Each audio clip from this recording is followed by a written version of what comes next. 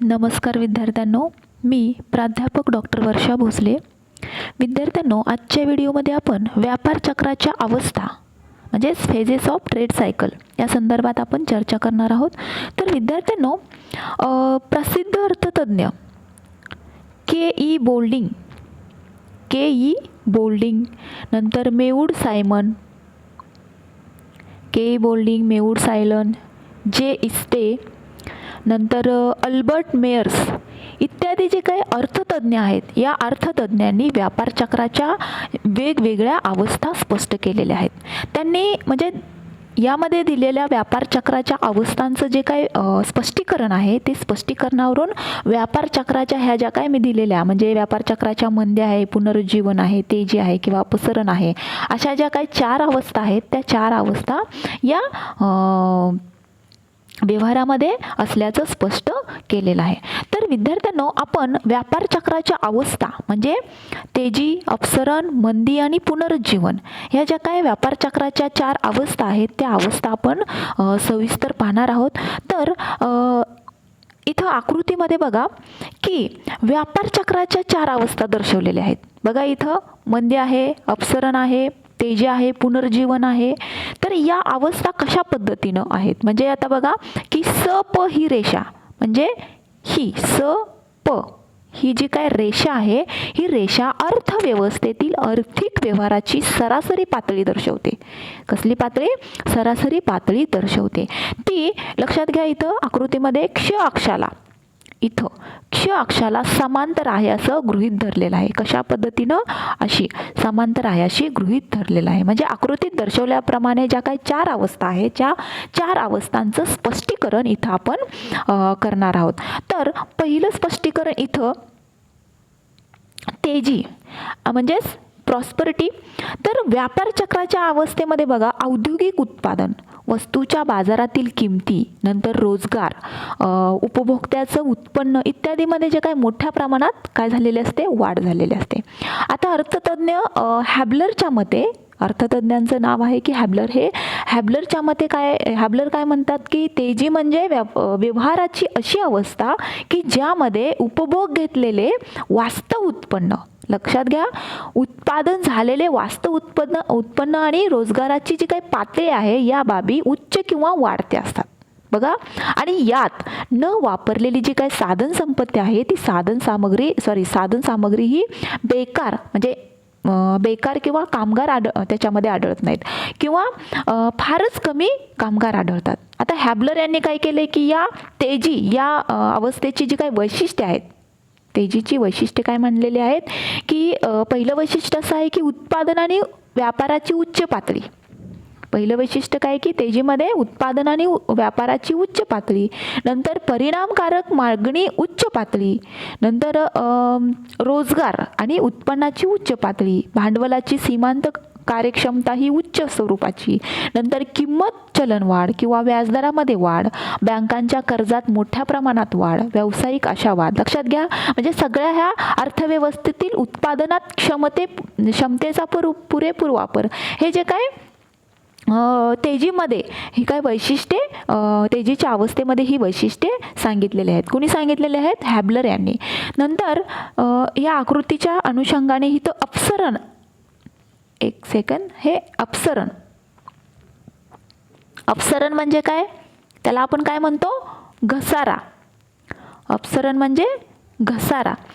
तर जेव्हा बघा, म्हणजे रिसेशन म्हणतो आपण इंग्लिशमध्ये त्याला, जेव्हा तेजीची अवस्था संपते तेव्हा आकृतीमध्ये बघा तेजीची अवस्था संपते. इथं काय केलेलं अशी म्हणजे वरच्या बाजूनं तेजी झालेली आहे आणि इथं अपसरण म्हणजे कशी खाली खाली उतरत.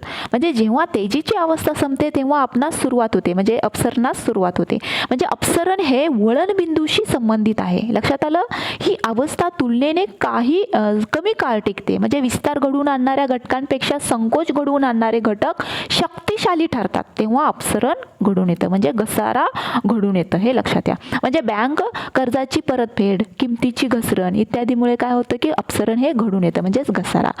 तर शेअर्स बाजाराला म्हणजे शेअर बाजाराला सुरुवातीस घसरणीचा अनुभव येतो. म्हणजे अपसरणाच्या काळामध्ये व्यावसायिकांचा आत्मविश्वास कमी होतो.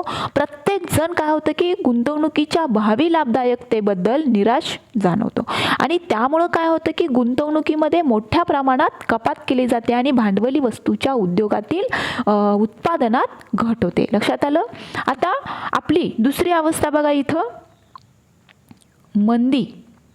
आता इथं बघा, ही जेव्हा आपण अपसरणाचा विचार केला त्यावेळेस डिप्रेशन म्हणजे जेव्हा आर्थिक व्यवहारामध्ये मोठ्या प्रमाणात घट होते तेव्हा अपसरणाचे रूपांतर काय होते, मंदीत होतं. लक्षात घ्या. अपसरण, घसरा, ज्यावेळेस घसरत अशा किमती होतात त्यावेळेस अर्थव्यवस्थेत काय होतं, कसा बदल होतो की जेव्हा आर्थिक व्यवहारात मोठ्या प्रमाणात घट होते तेव्हा अपसरणाचं रूपांतर कशात होतं, मंदीमध्ये होतं. आणि मंदीच्या अवस्थेमध्ये वस्तू सेवांचं उत्पादन किंवा रोजगार, उत्पन्न, मागणी आणि किंमत यामध्ये काय होतं, कमालीची घट घडून येते. म्हणजे व्यावसायिक कर्ज घेण्यास तयार नसल्यानं काय होतं की पतविस्तार थांबतो. म्हणजे मंदीच्या काळात काय होतं की अर्थव्यवस्थेमध्ये अतिशय म्हणजे विचार करण्याची ही स्थिती आढळून येते. म्हणजे उपभोग घेतलेले वास्तव उत्पन्न, उत्पादित वास्तव उत्पन्न आणि रोजगारामध्ये दर यामध्ये काय होते, कमालीची घट होते. म्हणजे अर्थव्यवस्थेची जी काही क्षमता आहे ती क्षमता पूर्णपणे वापरली जात नसल्यानं काय होतं, साधन सामग्री तशीच पडून राहते. आता बघा इथं हॅबलर यांनी या मंदीच्या अवस्थेची वैशिष्ट्य काय सांगितलेली आहेत, जशी तेजीची सांगितली आपण मगाशी, तर ही मंदीची वैशिष्ट्य म्हणजे पहिलं वैशिष्ट्य असं आहे की उत्पादन, व्यापार आणि व्यवहार परिणामामध्ये घट. म्हणजे बेकारीच्या पातळीमध्ये जी काही वाढ आहे ती, नंतर किंमत चलन संकोच, नंतर समाजाच्या एकूण उत्पन्नात घट, नंतर उपभोग खर्चामध्ये कपात आणि परिणामकारक मागणीमध्ये घट, नंतर बँकांच्या कर्जामध्ये घट, भांडवलाच्या सीमांत कार्यक्षमतेमध्ये घट, व्याजदरामध्ये घट, हे काय आहे, मंदीची वैशिष्ट्ये आहेत. थोडक्यात सांगायचं म्हणजे काय की लक्षात घ्या विद्यार्थ्यांनो की व्यापार चक्राच्या मंदीच्या अवस्थेमध्ये बघा एकूण आर्थिक व्यवहारामध्ये मोठ्या प्रमाणात घट झालेली असते. मात्र बघा की अर्थव्यवस्थेमध्ये मंदीची स्थिती कायमस्वरूपी राहत नाही. जे घटक मंदी निर्माण करतात म्हणजे मंदी निर्माण करण्यास कारणीभूत ठरतात तेच काय होतात की मंदी दूर करण्यास मदतही करतात. लक्षात आलं. म्हणजे मंदीच्या काळामध्ये व्यावसायिक त्यांच्या संयंत्र किंवा यंत्रसामग्रीची जी काही पुनर्स्थापना म्हणतो आपण ती पुढे ढकलतात. तर उपभोक्ते काय करतात, टिकाऊ वस्तूंची खरेदी ही पुढे ढकलत असतात आणि त्यामुळं काय होतं की पुनर्स्थापना आणि टिकाऊ वस्तूंच्या खरेदीची जी काही गरज आहे ती गरज मोठ्या प्रमाणात वाढत असते. म्हणजे काही काळानंतरचा जर विचार केला तर उपभोक्त्याच्या टिकाऊ वस्तूच्या खरेदीमध्ये काय होते, वाढ होते आणि उत्पादकाकडून केल्या जाणाऱ्या ज्या काही संयंत्र किंवा यंत्रसामुग्री आहे ती पुनर्स्थापनेत सुद्धा काय होते, वाढ होते. म्हणजे त्याच्यातून काय होते की उत्पादन वाढ होऊन रोजगार, उत्पन्न आणि एकूण प्रभावी मागणीमध्ये काय होते, वाढ होते. लक्षात आलं. म्हणजे बँका व्याजाचा दर कमी करून कर्ज पुरवठा वाढण्यास उत्सुक असतात. लक्षात आलं. म्हणजे हळूहळू काय होते की निराशावाद कमी होतो आणि आशावाद वाढू लागतो. लक्षात आलं तुमच्या. म्हणजे मंदीतून काय होते, परत तेजीतून जाण्याची ही अवस्था म्हणजे हळूहळू निराशावाद कमी होतो आणि आशावाद वाढतो आणि आर्थिक व्यवहारामध्ये वाढ होते आणि अर्थव्यवस्था परत पुनरुज्जीवनाच्या दिशेने वाटचाल करू नेतो. इथं बघा असं ही अवस्था आहे. तर लक्षात घ्या विद्यार्थ्यांनो. नंतर शेवटची अवस्था ही काय आहे, पुनरुज्जीवन. आता पुनरुज्जीवन ही शेवटची अवस्था आहे. इथं आकृतीत बघा, इथं पुनरुज्जीवन. तर पुनरुज्जीवनाची अवस्था म्हणजे काय की जेथे अर्थव्यवस्थेच्या मंदीकडून तेजीच्या दिशेनं वाटचाली सुरुवात असा व्यापार चक्राचा म्हणजे जे खालचं वळण म्हणतो आपण, व्यापार चक्राचं खालचं वळण म्हणजे काय की हे. लक्षात आलं. हे तर म्हणजे व्यापार चक्राचं खालचं वळण बिंदू लक्षात आलं. मंदी आणि पुनर्जीवनाचं जो काय खालचं वळण. तर भांडवली वस्तूमध्ये असलेल्या मागणीत सुधारणा होते तेव्हा काय होते, पुनर्जीवनास म्हणजे रिकव्हरी म्हणतो आपण त्याला, पुनर्जीवनास सुरुवात होतो. म्हणजे जेव्हा उपभोग्य वस्तूच्या मागणीचं वाढ होते तेव्हा भांडवली वस्तूच्या मागणीमध्ये काय होते, वाढ होते आणि नवीन गुंतवणुकीला आपल्याला प्रेरणा मिळते. लक्षात आलं. म्हणजे अशा प्रेरित गुंतवणुकीमध्ये वाढीमुळं काय होतं, रोजगार आणि उत्पन्न यामध्ये वाढ होते आणि उत्पन्नातील वाढीमुळं उपभोगामध्ये वाढ होते आणि त्यामुळं काय होतं, मागणीत आणखी वाढ होते. लक्षात आलं. आणि त्याचा परिणाम काय होतो, किमती, नफा, गुंतवणूक, नंतर रोजगार आणि उत्पन्न यामध्ये काय होते, वाढ घडून येतं आणि हे वाढलेले उत्पन्न उपभोगात वाढ होण्यास कारणीभूत होऊन ते पुन्हा काय होतं की मागणीमध्ये वाढ घडून आणते आणि त्यातून किमती, नफा किंवा गुंतवणूक, रोजगार आणि उत्पन्न यामध्ये वाढ होते. लक्षात आलं. म्हणजे ही आकृतीमध्ये आपल्याला इथं लक्षात आलं की पहिल्यांदा तेजी, अपसरण, मंदी आणि पुनरुज्जीवन.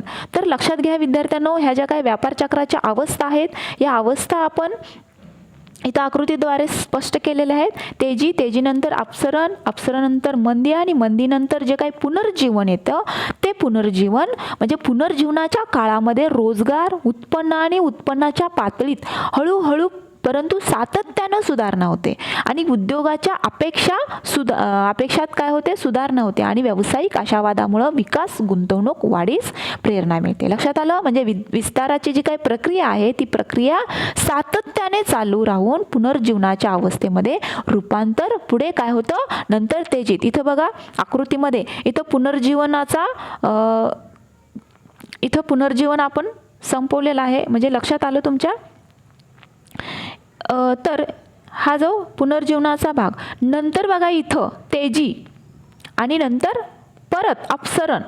लक्षात आलं. नंतर इथं मंदी. म्हणजे हा जो अप्स अँड डाऊनचा जो प्रकार आहे तो हा म्हणजे व्यापार चक्राच्या ज्या काही 4 अवस्था आहेत त्या 4 अवस्था एका पाठोपाठ म्हणजे पुनर्जीवनानंतर पुन्हा तेजी, पुन्हा अपसरण, पुन्हा मंदी ह्या ज्या काही अवस्था आहेत त्या अवस्था येत राहतात आणि यालाच आपण व्यापार चक्र असं म्हणतो. म्हणजेच व्यापार चक्र हे असं सतत चालू राहतं. लक्षात आलं.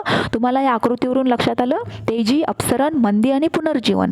तर या व्यापार चक्राच्या अवस्था त्या सतत चालू असतात. तर विद्यार्थ्यांना या व्यापार चक्राचं अवस्था आपण इथं चर्चा केलेल्या आहेत. तर आपण इथंच थांबूया आणि नेक्स्ट व्हिडिओमध्ये आपण नवीन मुद्द्याचा जरूर विचार करूया. सो थँक्यू व्हेरी मच विद्यार्थ्यांनो.